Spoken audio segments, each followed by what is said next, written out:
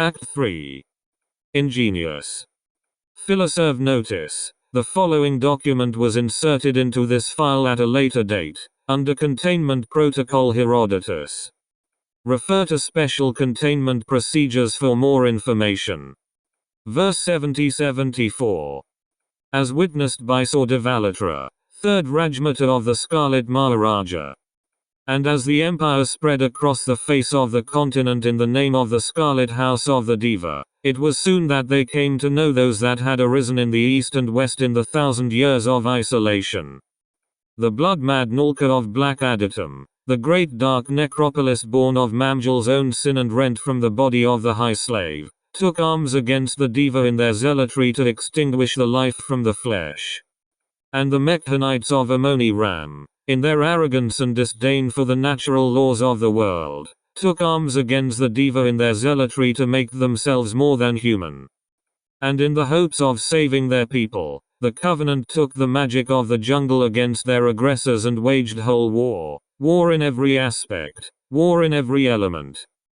MAMJUL and KORAR turned from peaceful metropole to cities of war, and the children of the Scarlet rushed out into the land. Sorcerer Nawabs leading vast legions of Deva and warriors and slave soldiers into the cruelest faces of humanity. Of the north of the Deva, once lay a dozen cities, now reduced to naught but ash and rubble over the course of the First War. The zealots of metal saw and learned the power of fire and lime, wielded freely against innocents. Entire forests burned into cinders to deny the Deva their home.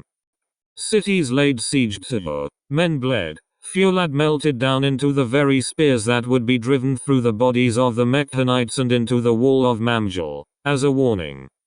And of the Nalka was an even more violent confrontation, for their lord Iun was a hateful beast, and his mindless forces ran amok, stretching wildly from the east and raising those who died in war back again, denying their souls their eternal rest in KORAR.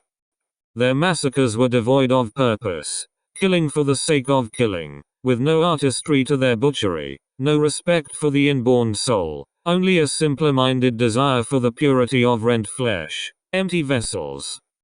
The cities of the Nalka were torn from the ground by the great vines of the sorcerer Nawabs, sundering walls, laying waste to all who dared to interrupt the dance of the soul. And through all this, the three cities lay unaware of the wretch of the west, of its horde coming together, of the Blackster rising from the obscurity of a farming village to the head of the army of the damned. In our arrogance, we saw only each other, we dismissed the fourth, who had been silently scheming for 1,000 years, a vengeant eye watching the horizon, watching the rise of Amoni Ram and MAMJUL and KORAR and Black Adatum, and casting a specter of devastation upon the land as it made the slow, agonizing march to the great golden walls of the Gate of the West with only one thought in the mind of its prophet, death. Section 1.5. KORAR Research. Addendum. Attached transcript, January 2003. In attendance. 05-1, D. Bridge. 05-2, B. Hammond. 05-5, C. Glaisted. 05-6, D. Jerris. 05-7, J. Actus. Begin log. Operator, securely connection established. Incoming signal from the FRS Lillehammer to Overwatch command. The Lee space activates, cycling through a number of locations before again settling on a corridor in the bridge archive, underneath Site 01. This time, only 5 of the seats by the large round table are filled. 05-1, hello again, Dr. Gallinus. At ease, Lieutenant Graves. Gallinus, hello. Hello, everyone. Greaves, sir. 05-5, Pandora. It's been a minute, hasn't it? Gallinus, yes, and so much has happened. Can I ask where the rest of the council is? I was, hoping to brief all of you at once. 05-1, it's rare for all of us to be able to attend a meeting, Last time was an anomaly, if you'll excuse the pun. Don't worry. We'll make sure the others are updated. 05-7. Well, let's get on with it. 05-1. Yes. Not to rush you, Dr. Galenus, but the floor is yours. Galenus, thank you. As you all know, approximately 3 weeks ago we conducted the first astral projection test as part of the MAMJUL KORAR initiative. We weren't really aiming for anything in particular, but like we ended up stumbling into MAMJUL, we stumbled right into KORAR. An entire city on the astral plane. MAMJUL is dead, but KORAR is more than alive, it's thriving. 05-7. Yes, you told us this when asking for permission for a return trip. Get to the point, child. Galenus, right. Well, the subsequent return trips have panned out very well. We've been in repeated contact with the diva, and have made some frankly astonishing inroads into developing an understanding of their culture. Our linguists have even constructed a preliminary model of the Divic language. Not that we desperately need it, we seem perfectly able to communicate on the astral plane. Our anthropologists are burning the candle at both ends, interviewing and compiling the research. 05-3. And you're on good terms with their queen? Galenus, the Rajmata, yes. I've been leading all the return trips and getting the other personnel acquainted with the process of projection, with the help of SCP-1867. Obviously we've had to suddenly expand the roster of the Dream Team. Sorry, of Omicron Rho. 05-5. Chuckles. Dream Team. That's clever. 05-3. The idea that the entire race has continued to exist for 3,000 years isolated in whatever this is. It boggles the mind. Galenus. The astral plane. A reality constructed entirely of dreaming minds. We haven't really been able to construct a scientific basis for it yet. 05-7. All a bit mumbo-jumbo for me, frankly. 05-1. We've seen stranger things, Jean. What's your take on the situation so far, Doctor? Galenus. That's a hard question to answer, sir. But we have things now that we didn't before, direction, and a primary source to get more knowledge from. The Rajmata has been really helpful with our researchers, mapping out the districts of KORAR, explaining parts of her people's culture and how the diva think. Honestly, I think this is a breakthrough. On the same scale as the discovery of the preserver entity in Amoni Ram, if not bigger. 05-7. And how well that went. Galenus, I'm not saying there aren't risks. I'm saying that they're risks worth taking. We're all agreed in that we need what the diva have, right? There's an entire culture waiting for us to learn about them. History, anthropology, music, literature, and that's just the mundane aspects. We still don't know the kind of thaumaturgy they are capable of. 05-3. We should be more focused on the latter. The humanities are important, but we're in KORAR for one reason.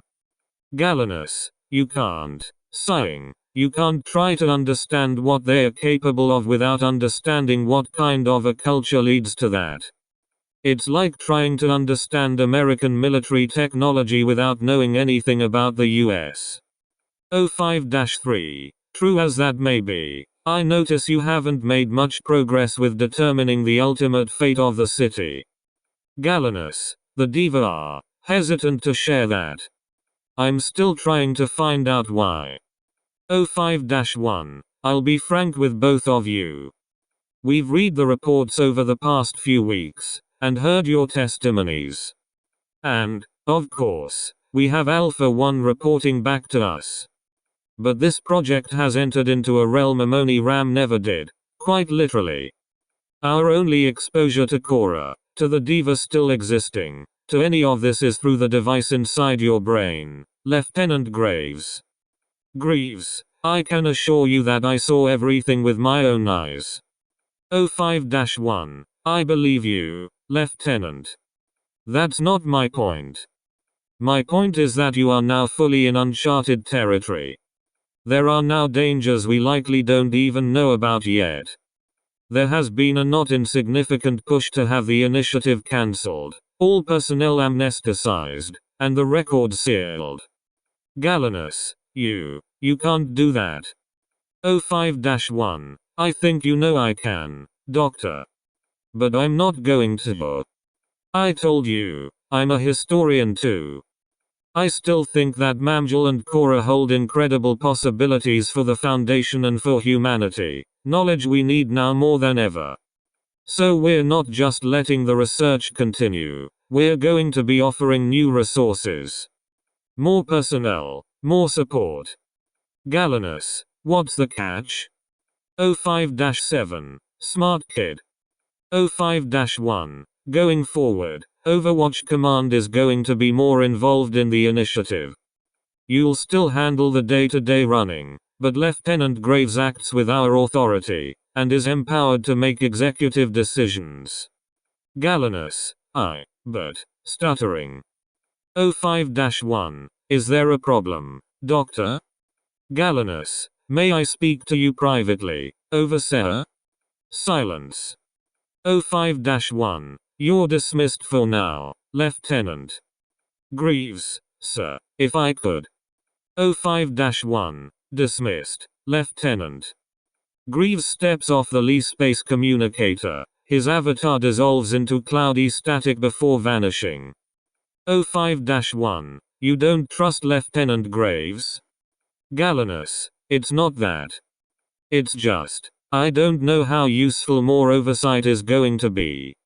It's a little stifling, honestly. The researchers keep coming to me with complaints about the Alpha 1 operators impeding their work and it's bad for morale and it's just, I don't think the Lieutenant has the best interests of the initiative.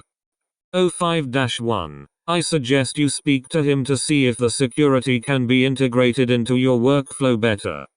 Remember that we chose you to be in charge of this project, Doctor. You're within your rights to speak to Lieutenant Graves if you think there's an issue. You're not a hostage here. His team is there for your own protection. But Lieutenant Graves has been working for us for 12 years. In that time I've never known him to be anything less than perfectly reasonable and deeply loyal. You've been given a chance. You should extend the same courtesy to others. Gallinus, I know. You're probably right. I'll try. 05-1, that's all I ask. I'll see you next week to discuss requisition reports. And Doctor? Gallinus, sir? 05-1, Actus was being crude, but he's right. We trusted the Preserver, and that ruined us. Keep a close eye on the Rajmata. Gallinus, understood, sir. 05-1, good. You're dismissed for now.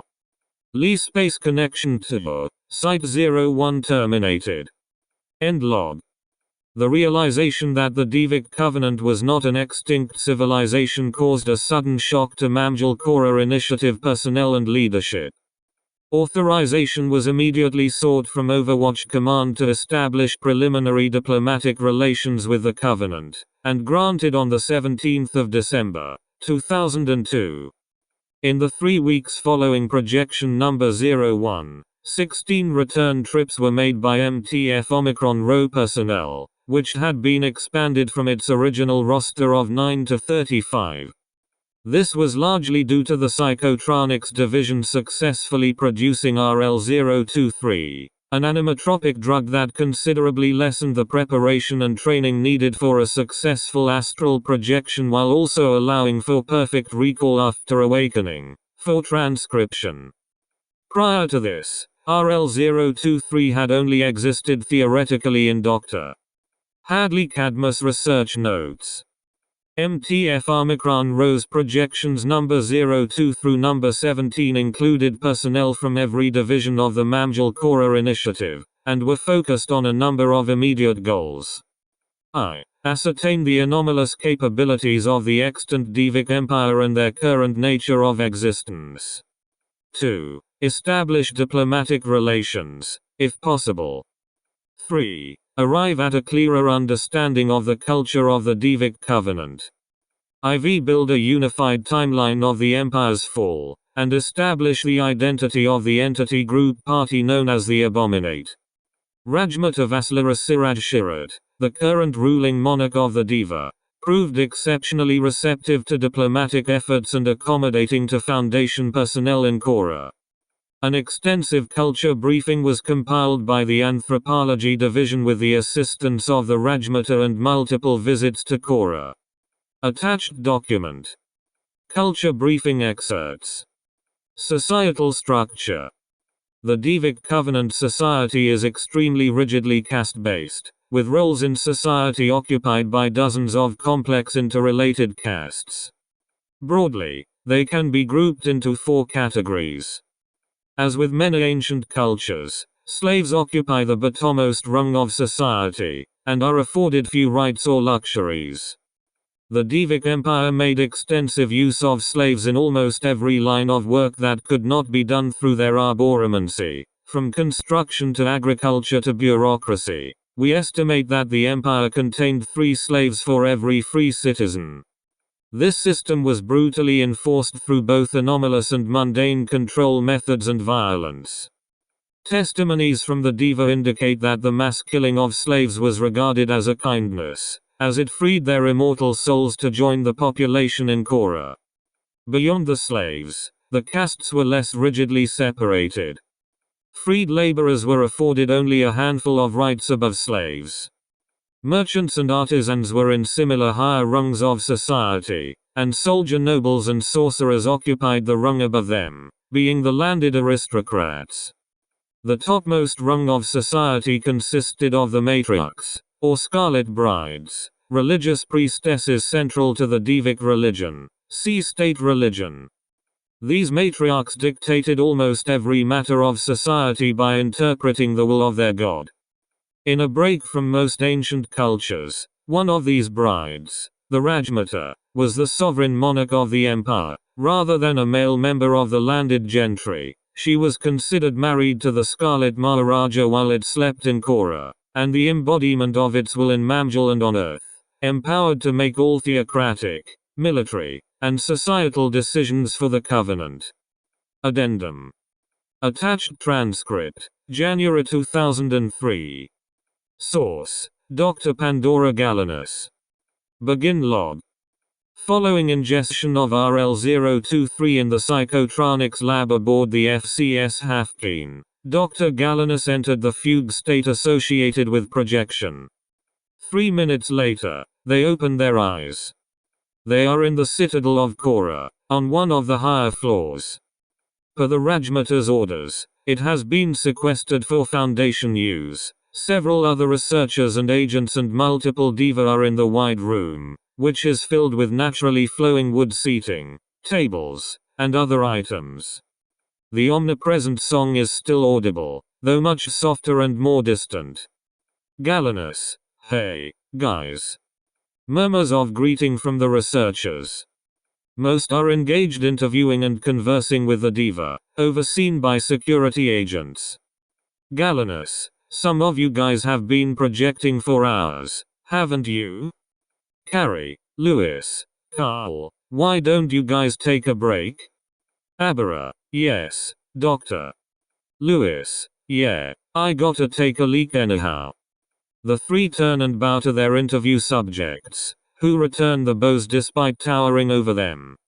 One by one, they glimmer and fade out of existence. Durham: "Where are you going, doctor?" Galenus: "Downstairs. I need to speak with the Rajmata. Don't wait up on my account." Galenus turns towards the staircase but then stops, closing their eyes and focusing on the throne room. They open their eyes, and are there. The Rajmata is seated on her throne. The golden boughs of the tree are overhead. Galenus bows, spreading their lab coat. Rajmata: "Greetings once more. Galenus here, 5. Galenus: Hello again, Rajmata. Rajmata, your people have been settling in well. Galenus, they have. They have. I wanted to thank you for that. You've been very accommodating. I can't tell you how much we appreciate it. Rajmata, much as I appreciate your thanks, it is not entirely altruistic, my friend. Galenus stiffens. Galenus, oh. Rajmata, my people have been alone for 3,000 years. We crave new experiences. Galenus, oh. Relaxes. You want to know about humans? Rajmata, yes. You are interesting creatures. Very different from us. Galenus, well, I'm sure we can share some bits of us with you. If you're willing to do the same. Rajmata, sigh. I tire of this. Galenus here. Galenus, I know, I don't enjoy it either. But I'm not the final decision maker of the Foundation. Rajmata, we are sharing with you, my child. We tell you more of our culture every day. Galenus, we need more. We need to know what actually happened during the First Occult War. How the Empire collapsed. Rajmata, why? Galenus, so we can avoid the same fate. Pause. Rajmata, walk with me. The Rajmata descends the staircase from her throne. Her huge red robes flow out around her, embroidered with incredibly complex silk patterns and hundreds of embedded gemstones, cut to perfection. Her already 3 meters tall form is further extended by her elaborate headdress wrapping around her ram-like horns. Many of her red-robed attendants rush out to object, but she waves them off. Rajmata, I am not so sequestered that I cannot still walk among my people. Come. Galenus, ah yes, your grace. The pair walk out of the throne room. Galenus hustles to keep up with the much larger diva's stride. They move through the tunnel leading out of the citadel. Rajmata, you ask more of me than you know. Galenus, I don't see how asking to see your histories is such a monumental ask, your grace. Your people clearly. Rajmata, you are an historian, are you not? Galenus, I am. Rajmata, what do you look for in those fallen civilizations you seek to study? What are your methods of research? Galenus, it can be many things. Primary sources, that is, someone who was there at the time, are the best, but aren't exactly easy to find in civilizations that are thousands of years old. Rajmata, I see. Other than that? Galenus, artifacts and text records are the next best thing. Stone tablets, writings, carvings, anything that gives us insight into how a people thought. We have more advanced tools, too, but nothing beats hard evidence. Rajmata, and therein lies the problem. Galenus, what do you mean? They exit out into the main thoroughfare of KORAR. The city bustles with activity, the long-limbed diva crowd the streets, moving through the markets pulling wagons packed with goods. The slow thrumming drumbeats of the music are audible under the chatter and shouting of the street.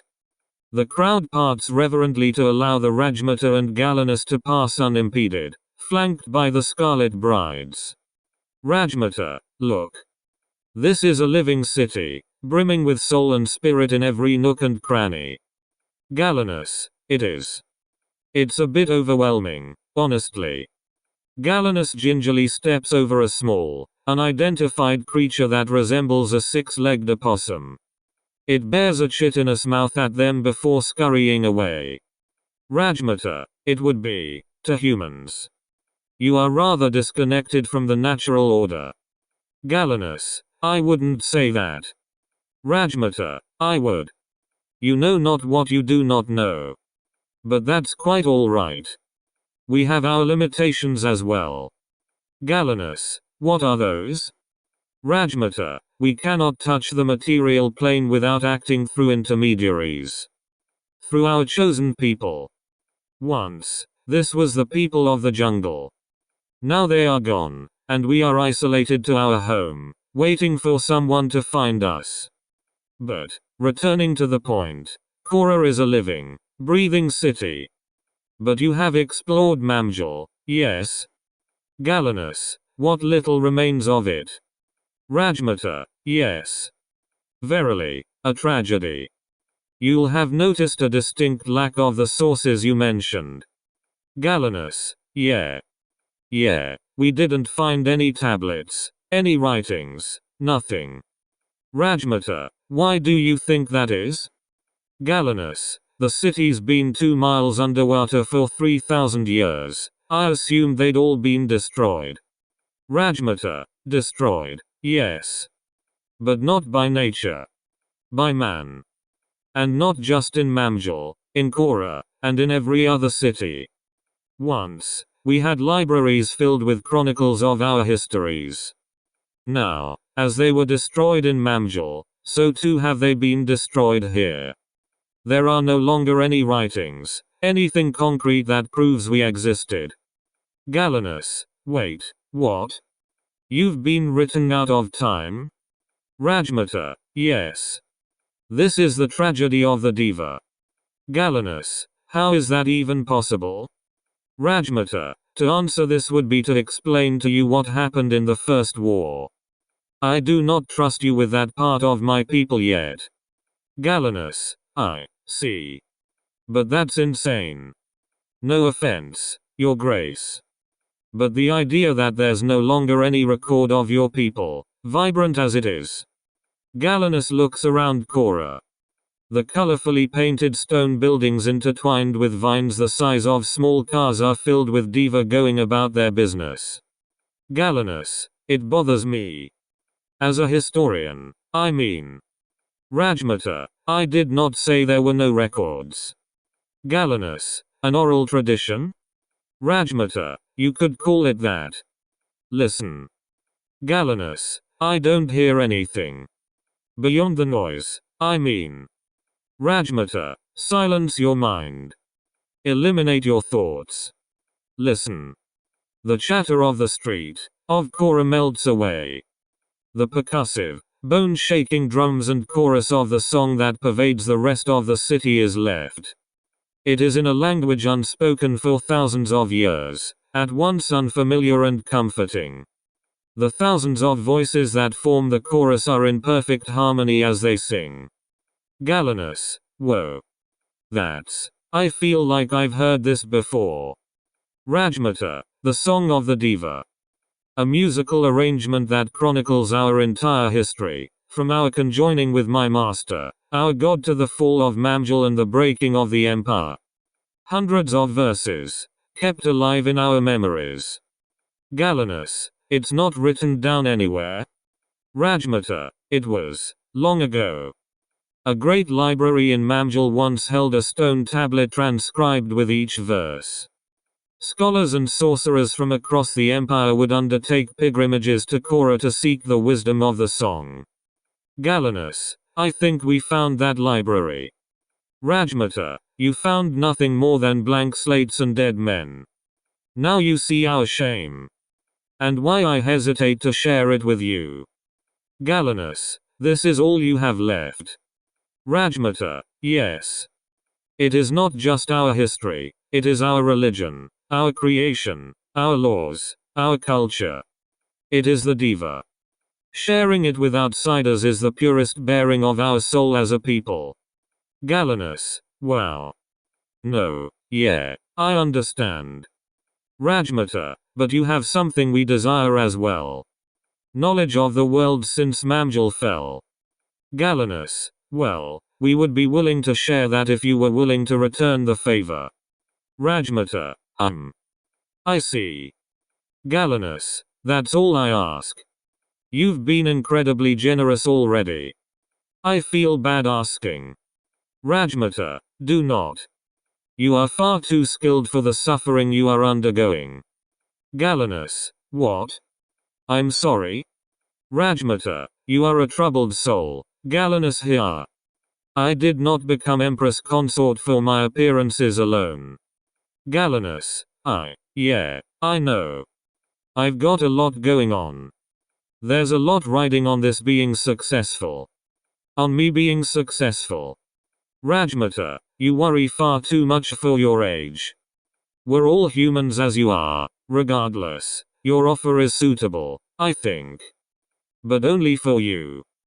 Galenus, what do you mean? Rajmata, your fellows are intelligent, but they lack a certain level of wisdom and deftness that the song demands. I will not allow them to take and pervert our history. I will translate it and share its meanings, but only with you. Galenus, okay. Okay, that's fair. Rajmata, good. We will begin on your next arrival. For now, allow yourself some rest. You certainly deserve it. Galenus, thanks, but I'm. The Rajmata reaches one hand down out of her robes, and places two long and slender fingers against Galenus' forehead. With a sudden, violent rush, Galenus demanifests from KORAR and wakes up from the dream in the psychotronics lab aboard the Half-Keen. Galenus, End log. Section 1.6. Oniric Research. Following this exchange with the Rajmata of the Devic Empire, Dr. Pandora Galenus began sessions with her to accurately construct a historical record of the empire concurrent with the fall of Amoni Ram. The Rajmata offered both the religious framing of the Song of the Deva as well as historical knowledge carried through oral tradition among the Deva in the absence of a formal written record. Addendum. Attached document, January 2003. From the desk of Dr. Pandora Galenus. MAMJUL KORAR Initiative. Personal thoughts on research progress. It's often said that the greatest wish a historian can have is to actually speak to someone from antiquity. Even the most primary of primary sources face issues, translation problems, damaged or incomplete records, wholesale fiction being portrayed as fact to make long-dead kings look good. I think I'm the first historian to actually have that wish granted. Even the preserver in Amoni Ram wasn't able to give Nussbaum much in terms of testimony. Its mind was too fragmented. Most of their knowledge came from the Fulad throne. But now I have a living, if not breathing, record of the Devic Empire. The Rajmata and I sat down 3 times over the past week for her to explain the beginning verses of the song for me. It's amazing. It's incredibly complex. Imagine every symphony you've ever heard overlaid with an unspeakably complex poem hundreds of verses long. It's a perfect representation of their culture. I mean, I literally can't even make some of the sounds necessary, since it's crafted for diva vocal cords. The content is illuminating, too. We're still on the beginning verses, unfortunately, haven't been able to progress as quickly as I'd like. RL023 aided projection has a pretty long cooldown time, about twice as long as the projection itself. And time passes differently in astral space, so it's hard to even tell whether the short conversation you had took 8 minutes or 8 hours. Every projection I've made has been followed by hours in recovery with the psychotronics guys pumping me full of electrolytes and fluids. But God, the hours I do spend in the city. Anyway, as I was saying, the beginning verses really just corroborate what we already knew. The creation myth mirrors that of Amoni Ram quite closely, some kind of war or conflict between a pantheon of gods that resulted in all of them grievously wounding the others, and causing all of them to fall to earth. Though there is something notable, the Deva reference 4 of these original gods, while the Mekhanites only acknowledge the existence of 3. It has to have some connection to the Abominate. I just know it. I'm unspeakably excited, but I know I need to be careful. The Rajmata seems friendly, but I'm not taking chances, getting my CRV checked every single day and limiting my projections. She knows more than she's letting on, I can tell that much. She hasn't explained why she greeted us into the city with welcome back, or what the hell she meant when she said she'd only share it with me. I don't trust her. Not yet. But I have to keep moving forward. I'm not letting this fall apart. Not again. Attached document. Culture briefing excerpts. State religion. The Devic Empire was a strict theocracy with a strong focus on animism. The Deva were considered nature spirits and immutable evidence of the validity of the Devic religion, but they were not the central objects of worship by citizens of the empire. Instead, this role was occupied by an entity concept known by many names: the slumbering god, the Scarlet Maharaja, the Khan of the Scarlet House, or simply the Scarlet. The consistencies are self-evident. All representations of the god are strong in nature: primal instinct, natural order, violent survival of the fittest. This entity, called the Scarlet here for simplicity's sake, was one of the gods cast down to the earth when a war split the pantheon, landing in what is now the middle of the Indian Ocean but at the time was a lush jungle subcontinent. It became the king and sworn god of the nature spirits, and eventually connected these spirits with the fledgling tribal humans living on the subcontinent, by taking a human avatar and forming the Devic covenant. This avatar is suggested to be an unspeakably powerful sorcerer, with abilities suggesting at least a Type 4 class blue entity, but is asleep, with their dreams forming the foundations for KORAR's continued existence and the Empire's successful conquests. Put simply, the Scarlet is the cosmic representation of the concepts of brutal primality, and the Scarlet Maharaja is its prophet in human form. The religion of the Devic Empire was one of unwavering, zealous commitment to the Scarlet Maharaja, as their dreams allowed for the continuation of the empire. The systematic manifestation of this were the Scarlet Brides, an imperial cult of handmaidens, attendants, and priestesses, though many were also male or androgynous, that were considered literally wedded to the Scarlet Maharaja. Their favored wife among the brides was the Rajmata, the queen ruling in their stead until the Maharaja awoke from his dream when the Deva had conquered the entirety of Asia for them. Hymns, magic, and sacrifices formed the basis of Devic worship. Hymns and associated dances occupied a central place in Devic culture, and complex dances were a way to honor their god, and use of the magic gifted to humans by the Scarlet was a holy act in and of itself, with sorcerers akin to religious preachers. Human sacrifice was a core part of Devic worship. It is estimated that over the 1,000 years of the empire's existence, well over 40 million people were sacrificed, most with religious intent in specially constructed pits and many being children. This was not seen as a cruelty by the empire, as killing a human member of the empire was believed to allow them to reincarnate as a Deva in KORAR, a more fulfilling and eternal life. But the fact is that the empire practiced a level of brutal human sacrifice and slavery on a scale completely unprecedented in ancient history. Over the following weeks, Dr. Galenus continued to sit in private sessions with Rajmata Vaslera Siraj Shirat. Through these, several assumptions that Nussbaum model had made regarding the perihistorical element to the Bronze Age collapse were challenged and clarified. Addendum. Attached transcript, February 2003.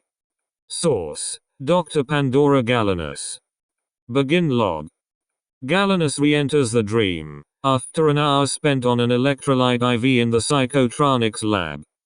They remanifest in a secluded antechamber of the KORAR citadel, high in the boughs of the Tree of Life.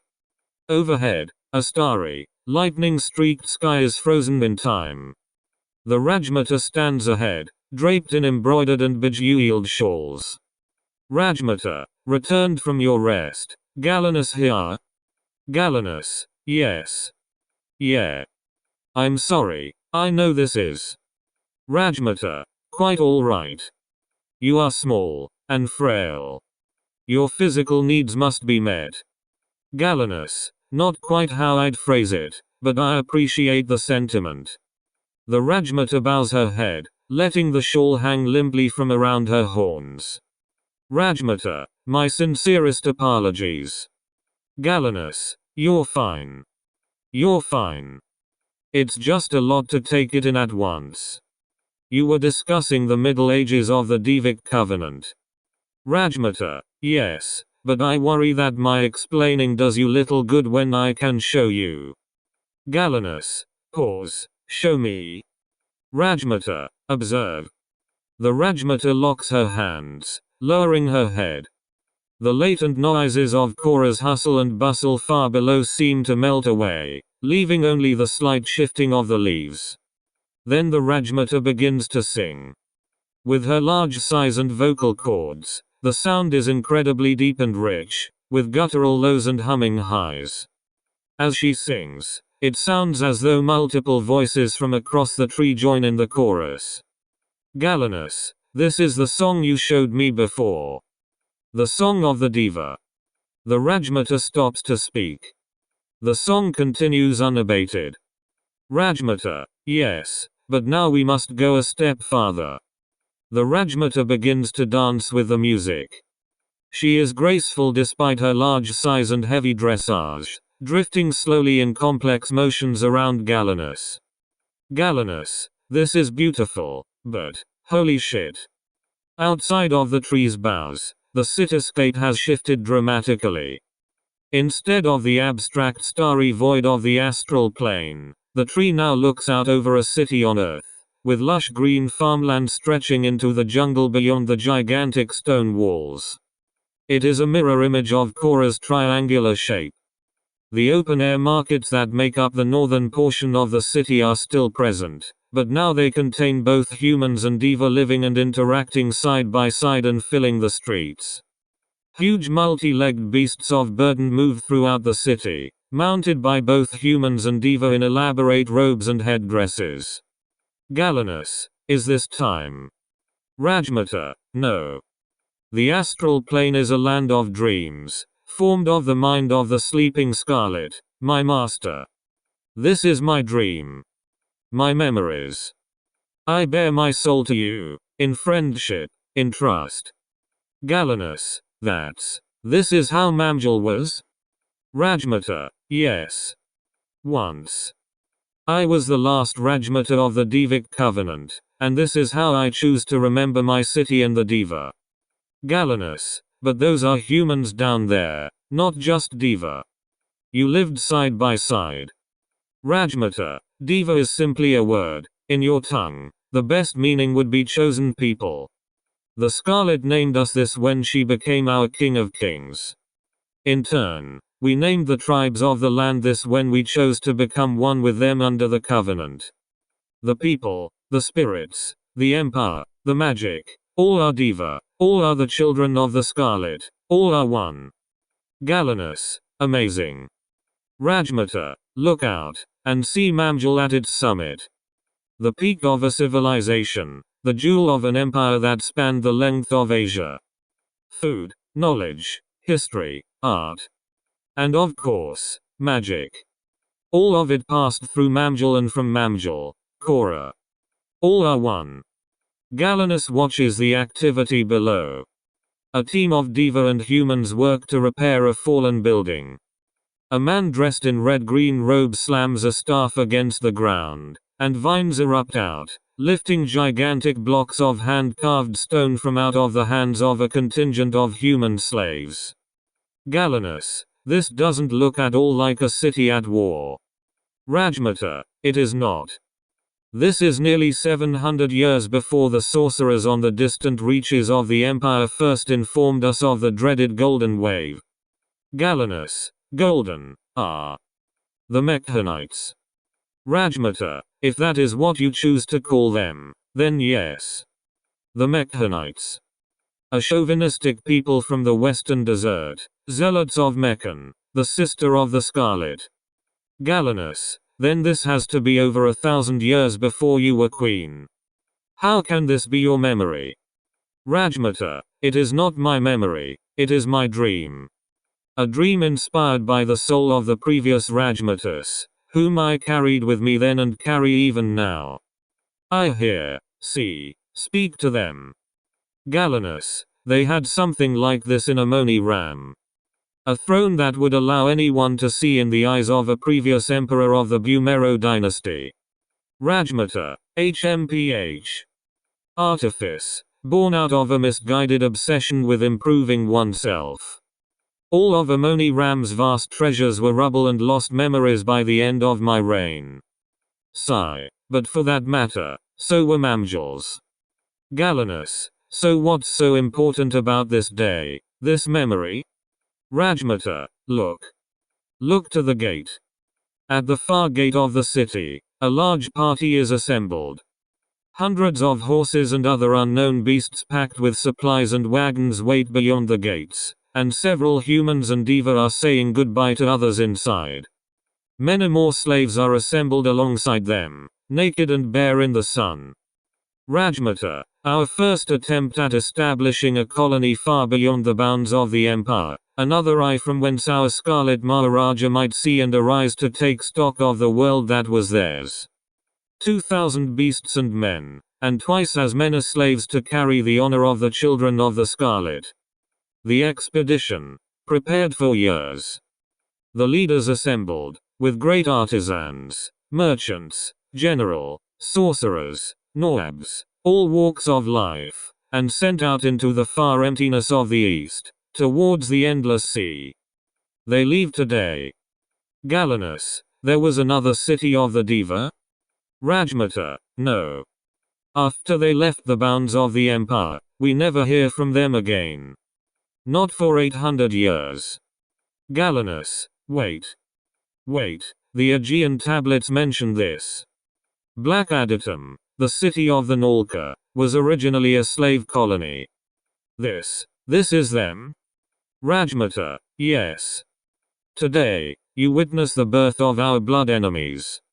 Among those 2,000 slaves, one is a mere boy who will take the name Ayu with Macronen and lead an insurrection. He will become the scourge of the coast, High Lord of the Nalka, Yaldabaoth's prophet. He is a slave, and his parents were slaves. His hatred for us is inborn, and will cause millions to perish. Galenus, good God. Rajmata, nothing is alone. Everything is of two sides. The greatest peaks of our empire are counterbalanced by the creation of the Red Death. All is one. Though not even IUN will be enough to bring death to the Devic Empire. Galenus, what will? Rajmata, in due time. Galenus here. For now, appreciate this, a snapshot of our greatest achievement. Galenus, MAMJUL. The Rajmata nods sadly. Rajmata, no. Peace. End log. On the 28th of February, 2003, the following meeting was recorded by Alpha 1 Lieutenant Lucian Graves in his stateroom and office aboard the FMS Phantom. Addendum. Attached transcript, February 2003. Begin log. Greaves is seated at the small desk, hunched over a stack of paperwork with a pen. The door to the stateroom opens with a heavy metal clank, and Dr. Galenus peers in. Galenus, oh. Hey. Fancy seeing you here. Greaves, pause. It's my cabin, Doctor. Galenus, I know. Sorry. Bad joke. Greaves, it's all right. Can I help you with something? Galenus, maybe. I'm not. Galenus sighs. Greaves, is something wrong, Doctor? Galenus, look, can we just talk? Greaves, all right. Come in. Galenus steps in, shutting the door behind them. They look at Greaves' desk. Galenus, ha. Greaves, what is it? Galenus, nothing. I just never really imagined you doing paperwork. Greaves, what? Did you think you'd walk in and find me cleaning my rifle? Galenus, kind of, yeah. Greaves, well, if you'd come in 10 minutes earlier, you'd be correct. They laugh. Galenus, have you gotten some time to look over the last projection log debrief I wrote? The one from last week. Greaves. I looked over it. Yes. But I don't think I've seen any of the ones you finished since. Galenus. That's because I haven't. Greaves. You haven't re-entered KORAR for a week? Why?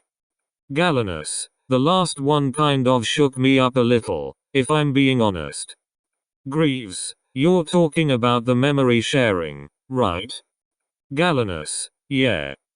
When I was at Site 23 working on the Amoni RAM initiative, I was the first person to look through reports of the Fuelad throne, what it could do. It reminds me of that a lot. And I don't like that. Greaves stiffens. Greaves, have you? Galenus. I took a whole battery of Hartwell Pugh tests. My CRV hasn't changed. No cognate influence detected in any one of the 13 tests. I took a CT and an MRI after that, and no change in brain function or structure. And I feel fine. RJ said I wasn't acting weird, and he refuses to go near the Rajmata because she creeps him out. Greaves. I see. But you're still worried. Galenus. I'm still worried. They sigh. Galenus. Look. I know we haven't been on the best of terms. But you're the person they put in charge of making sure I don't go insane, so can you go with me next time I project? RJ is coming, but... Greaves, you want someone whose judgment won't be clouded. Sure, Doctor. Galenus, oh. Well, thanks. Greaves, you were expecting an argument? Galenus, I mean, yeah. Like I said, we aren't exactly on the best of terms. Greaves smiles. Greaves, we might disagree on things, but we're both on the same side here. I've read the same copies of SCP-001 Gold that you have. I'm not 11. I want to work with you. But I'm just as worried as you are if things don't go right. There's a lot riding here for me, too. Galenus, I didn't consider that, honestly.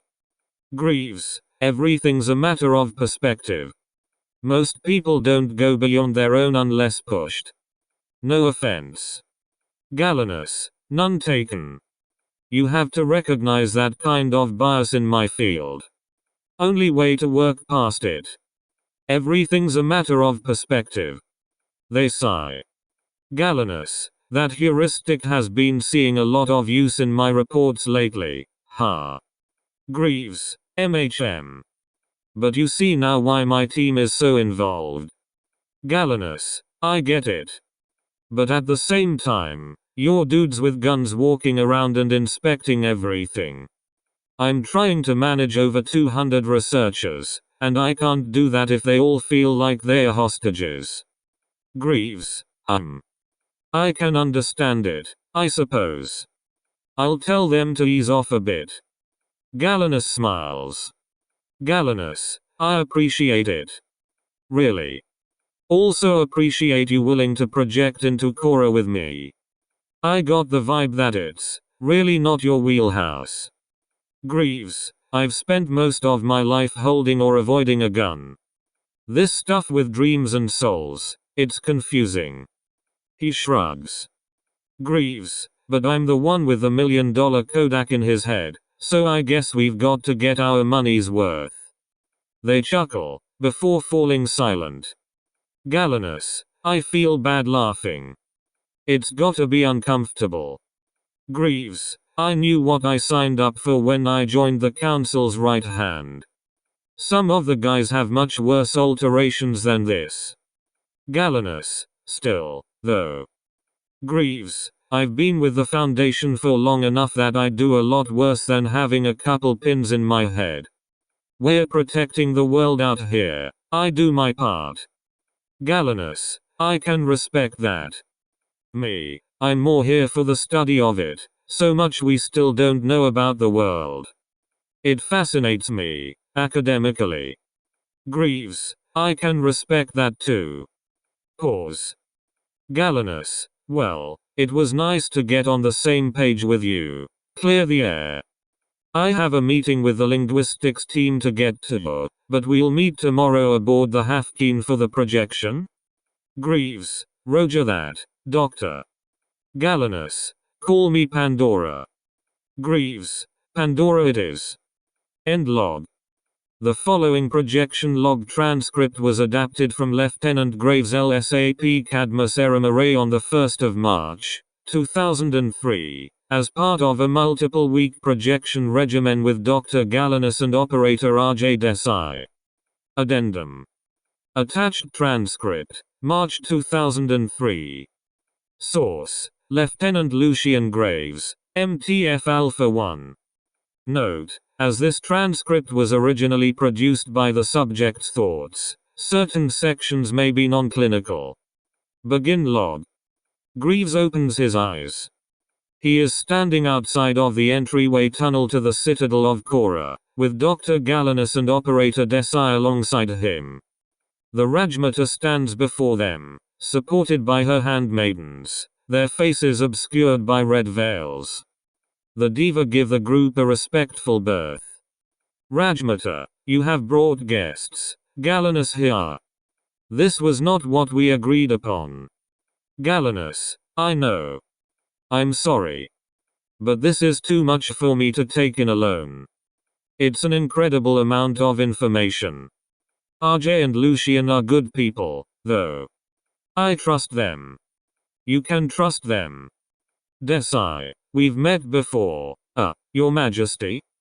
Galenus, it's your grace. Rajmata, the titles do not matter.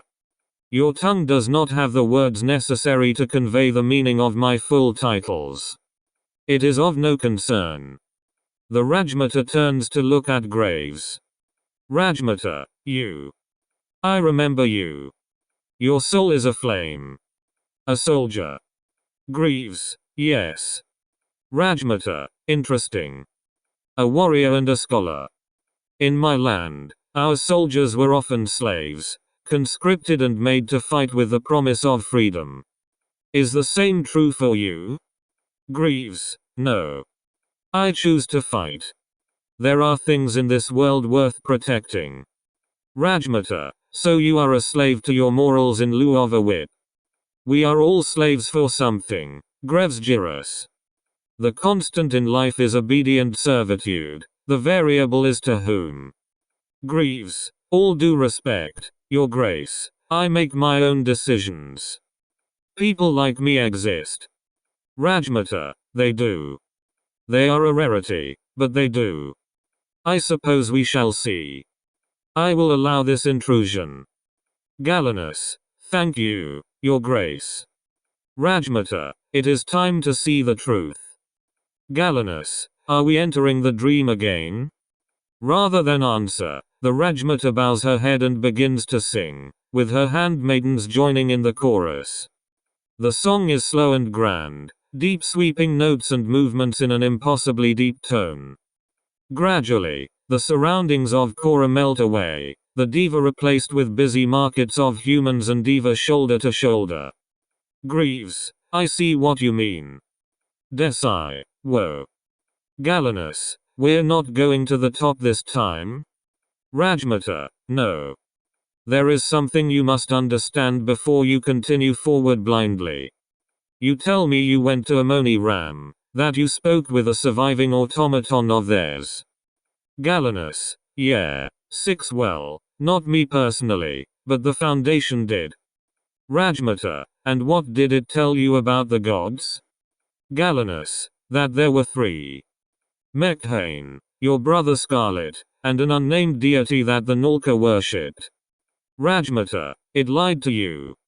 There are 4. There have always been 4 corners to balance the world. Desai, the Abominate. Rajmata, it has many names. We refer to it as the Wretch. I believe the Nulka called it the first apostate, in their infinite arrogance. Its true name cannot be spoken, but we accept its existence. The Mekhanites did not until it was upon their borders, and by then, it was far too late.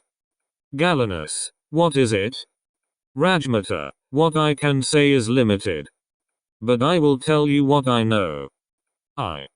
Now, look. The Rajmata turns and enters the tunnel leading into the citadel. The group follows. The interior of the tunnel is lighted with small fires lit at the tips of darkened vines. The firelight reveals a complex carving engraved into the walls of the tunnel. The nearest portion is similar to the one first observed on the exterior of the citadel in MAMJUL, a large glyph of a tree, with many figures now recognizable as Deva and humans dancing and interacting around it, under the watchful eyes of a large red-painted androgynous entity. Galenus, the Scarlet. Rajmata, yes. I have already told you of this, of how the covenant came to be with the hopes of one day arousing our sleeping god after we had delivered the world to him as a gift. Of how the Red Maharaja was selected by the Scarlet as her champion after he fell from the heavens. Galenus, right, yes. That actually leads into a question I wanted to ask. Rajmata, speak. Galenus, well, the Scarlet is the primal concept of nature, and the Maharaja is its chosen prophet. But the Scarlet is a spirit, right? Just an incredibly powerful one, a god. Rajmata, yes. Galenus, I guess my question is where the Scarlet is. Where the Scarlet Maharaja is. Physically. The Rajmata stops and looks at Galenus strangely. Rajmata, the Scarlet is present all around us. Galenus, right, I know, but like, a Moni ram was constructed on the back of Mekhane, made of her parts, physically. Rajmata, I think I understand what you are asking. Whether there is a place you can speak to my master. Galenus, I guess so, yeah. The Rajmata places a hand against the tree. Rajmata, such a place exists, but the reliquary of my master must be protected. It is his dream that allows KORAR to exist. To open him to an outsider would be. Pause. Rajmata, I am sorry, but I cannot allow it. For your sake as well as his. It would be like placing sand in a raging river. The sand is obliterated, and the river tainted. Galenus, yeah, okay. I understand.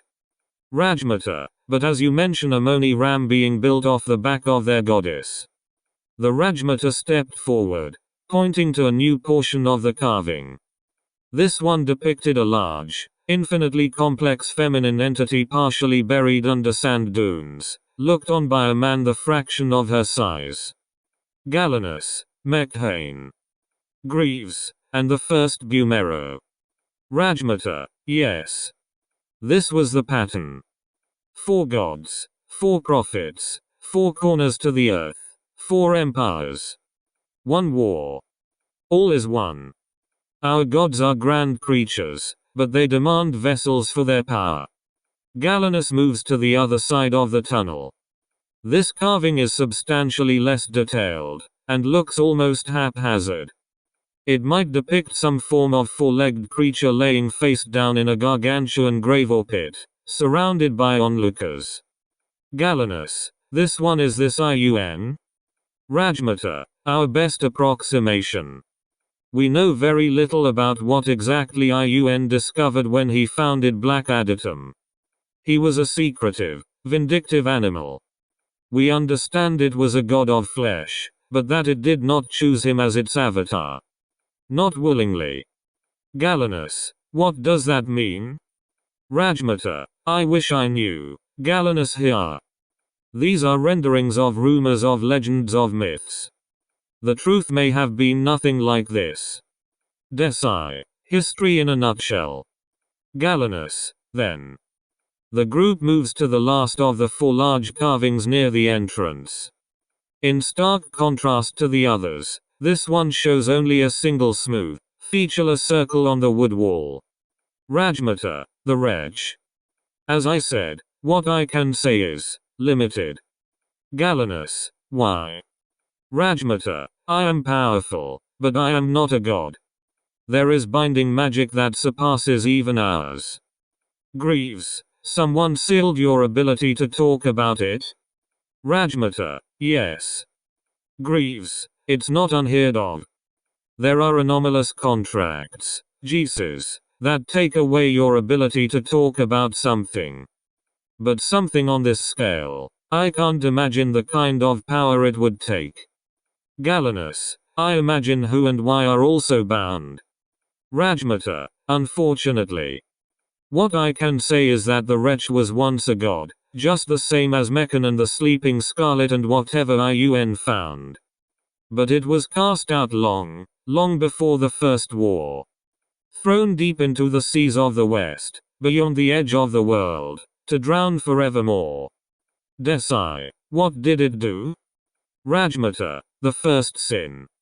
I don't know what it is. But it was the introduction of disorder into a perfectly balanced universe. The first vestiges of chaos.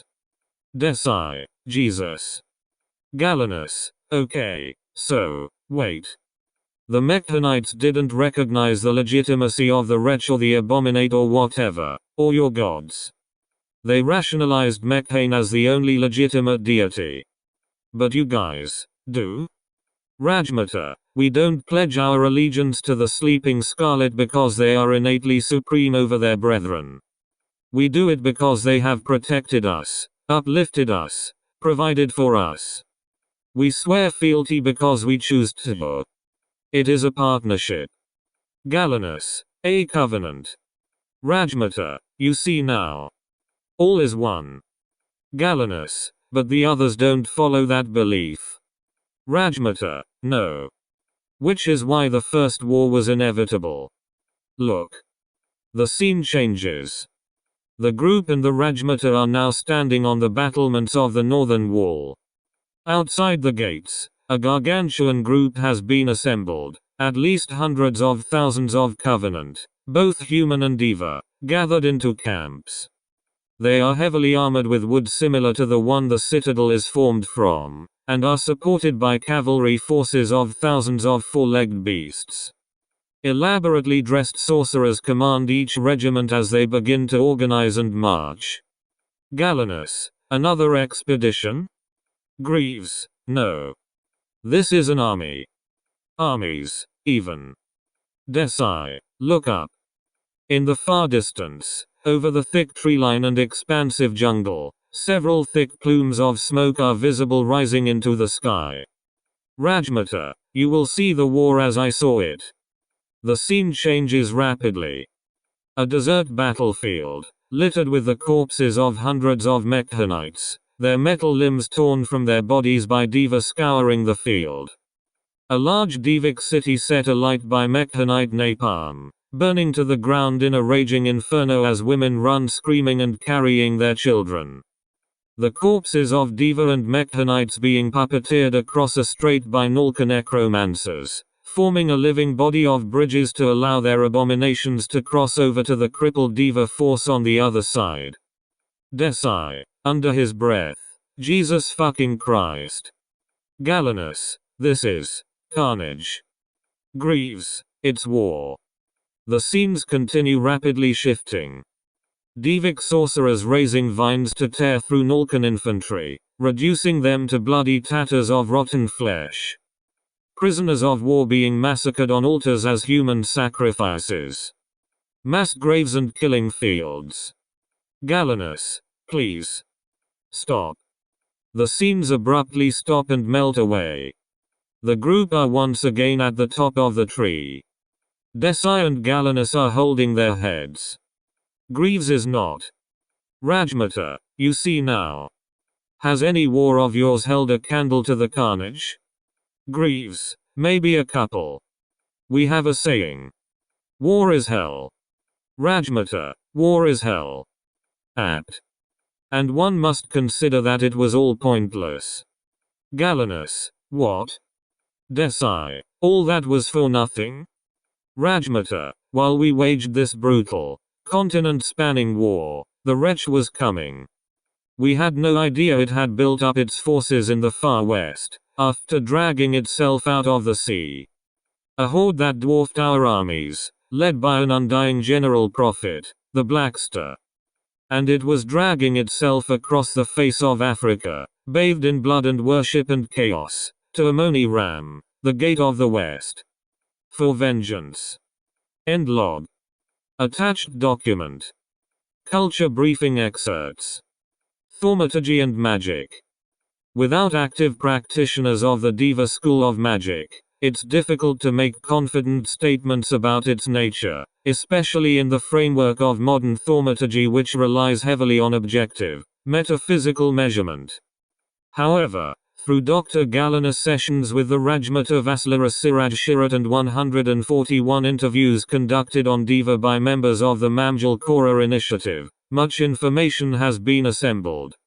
The first, and perhaps most important point, is that the magic the Diva used was not simply herbomancy, the magic of manipulating plant life. More broadly, the Diva practiced animancy, in line with their philosophies that everything in the world had a soul, the only difference being whether it was on the astral or the material plane. The Diva are self-identified spirits of nature, which is why the vast majority of Diva magic focuses on plants and wildlife. But this is a choice, not a limitation. Several Diva have attested to more esoteric uses of their magic than conjuring aggressive, hostile plant life and the encouragement of agriculture. MAMJUL was once host to a University of KORAR, scholars we would now liken to alchemists, chiefly concerned with encouraging the development of life to serve the Diva. The most visible examples of this are the exotic many-legged beasts of burden observed in KORAR and in MAMJUL by Dr. Galaner. But this university also produced what we would now call bioweapons, highly aggressive viral infections that could cause both anomalous and mundane damage on organic tissue. These infections would be loaded into glass vessels and catapulted into besieged cities. 7. As with most forms of animancy, the magic was in fact a contract of exchange between the spirit and the caster. Given the close bond that most spirits, the Diva, and the casters, the humans they were bonded with, had, there was no incentive to outsmart and or betray the caster as with jinns.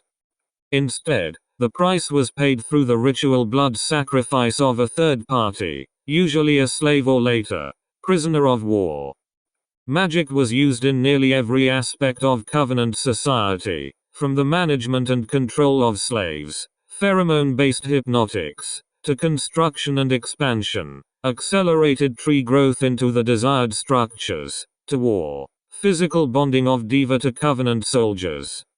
As the Diva supplying the spiritual power clearly still exist, there are no physical barriers preventing adequately trained thaumaturges from studying and using Diva magic. Addendum.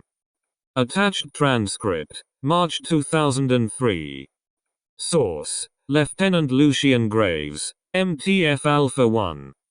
Note, as this transcript was originally produced by the subject's thoughts, certain sections may be non-clinical. Begin log. Greaves opens his eyes.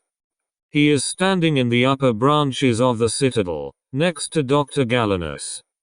The Rajmata is seated in front of them, on a thick branch. No attendants are in sight. Greaves, Pandora. Your Grace. Operator Desai isn't joining us? Galaner, no, he's leading a dive. We're still running occasional missions into MAMJUL, seeing if we can find something, anything. Rajmata, you will not. It is like the slates, wiped clean. But today our knowledge aligns.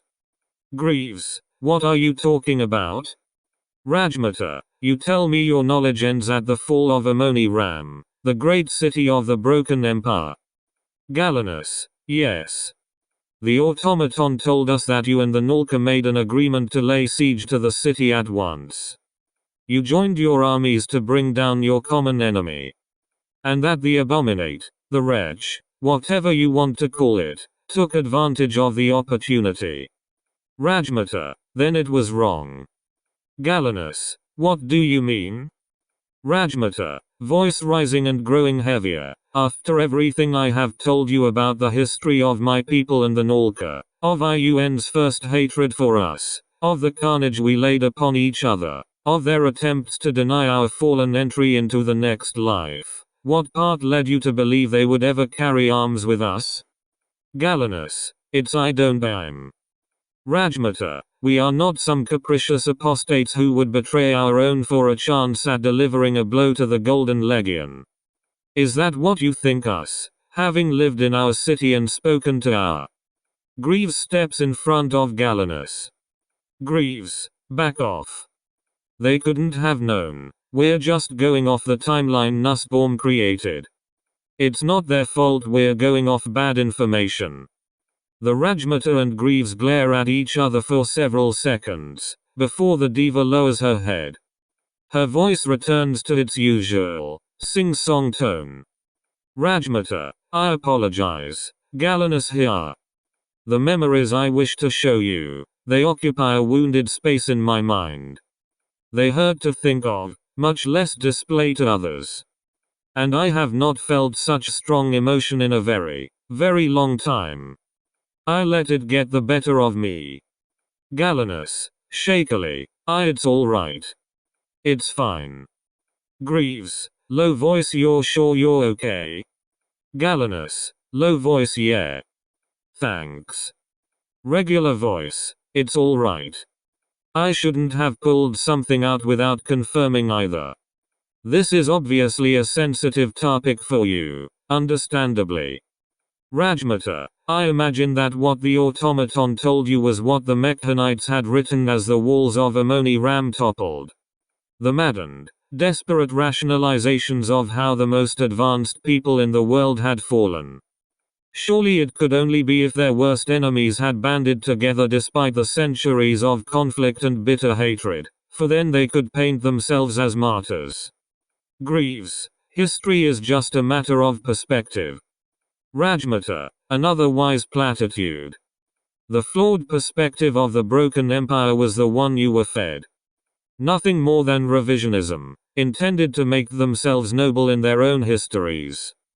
Even with the walls of their greatest city sundered and the enemy at the gates, they expected their empire to live on in the other realms. Pure hubris.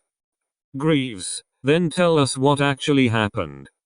Give us your side of the story. The Rajmata lowers her head and begins her chant. Once again, the branches of the tree melt away, swirling into colors, forming a new scene. The brown and green become beige and golden yellow. Over the chanting, the image solidifies. The group is on a sand dune overlooking a huge war encampment. Tens of thousands of Devic soldiers and beasts of war, gathered around bonfires and tents. In the distance, Amoni Ram burns. Its walls lie nearly cracked open, the huge gates sheared. Fires of all kinds and sizes dot the skyscrapers and minarets, and a thick plume of smoke hovers over the city. Another army, this one too far to make out, crowds the eastern gate. Galenus, oh, man. Rajmata, there was never any alliance between us and the Nalka. I know not why they came to Amoni Ram that day, but I sense it was for the same reason as I. We saw the signals. I heard a whisper, one of the sought-after signs from the sleeping Scarlet of something he sees in his dream. A portent of things to come, and it told me that Amoni Ram would fall not to me, not to IUN, but to a face not seen in 1,000 years, and it would fall on this night. I ordered the armies to march post-haste.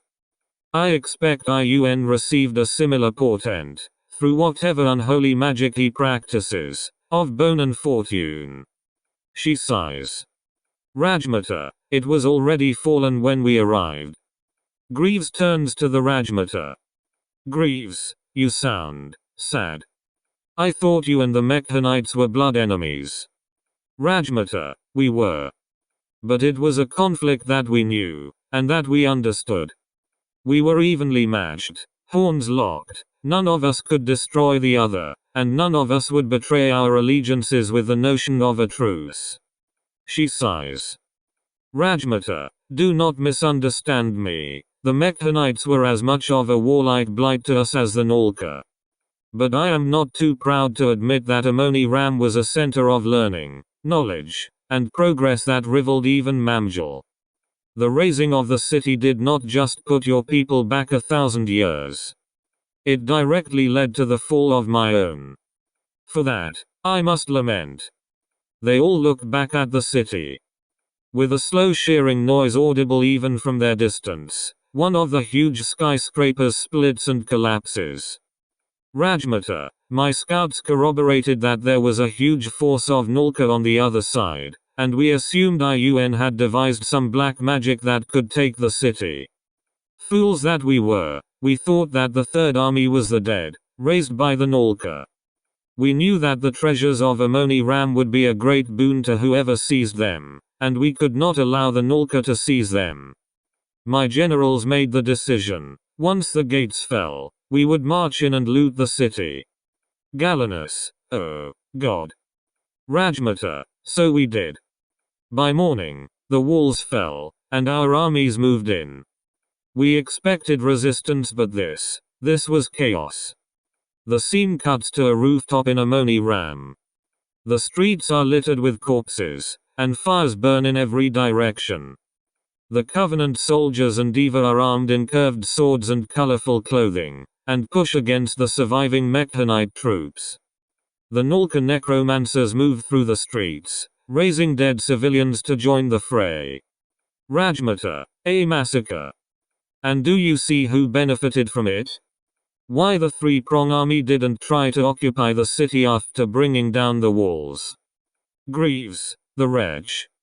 It was letting you tear each other apart. Leave yourselves wounded and open for the killing blow. Rajmata, we walked right into it.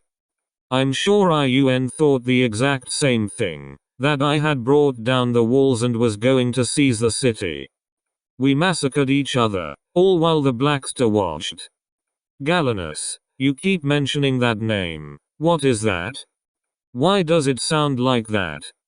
Rajmata, names have power. Some more so than others. The Blackster was the wretch's chosen, as Bumero was with the metal, as IUN was with the flesh, as my master was with the scarlet. To lead its armies, to destroy the world in its name. He was a man in flesh, but a monster in soul. He could shape reality like sand in his fingertips, a demon amongst men. His atrocities only began with the rape of Amoni Ram. Hark. The scene shifts once again to a distance away from Amoni Ram. Half the Divik army is still at the encampment. Suddenly, a low-pitched drone fills the air, growing steadily louder. The soldiers quickly get to their feet, pulling their weapons and looking around. The droning grows louder and louder, and just as it hits its crescendo, the towers and spires of Amoni Ram vanish. Galenus, ah. There it is. Mekhane's grace. Rajmata, you say you've visited Amoni Ram. What happened to it? Why did it disappear, taking half my army and crippling my forces? Galenus, it was a superweapon. The last-ditch efforts of the Mekhanites, meant to transport the entire city away in the blink of an eye if it were ever besieged. Rajmata, what? Transported where? Are they alive? Galenus, it didn't work, not how it was supposed to. It moved the city into a pocket dimension and killed everyone and everything inside. Amoni Ram was utterly ruined. Rajmata, oh. I see. She leans back, lowering her head and whispering. Greaves, what are you doing? Rajmata, offering a quick prayer for the departed, to my master. A part of me always held out hope. Greaves, we understand. Galenus, we're sorry. Rajmata, it is not your crime to apologize for. But you see now. They look at the empty spot where Amoni Ram once was. Rajmata, I was crippled. We were crippled. We hobbled the long march home, disorganized and rooted. But what weighed heaviest on my mind was not my lost soldiers or the fate of the city. It was that the wretch, hated enemy of the gods, demon of demons, had returned. And with the Mekhanites reduced to dust, half my army's gone, and the Blackster carving a path westward, MAMJUL and KORAR were next. End log.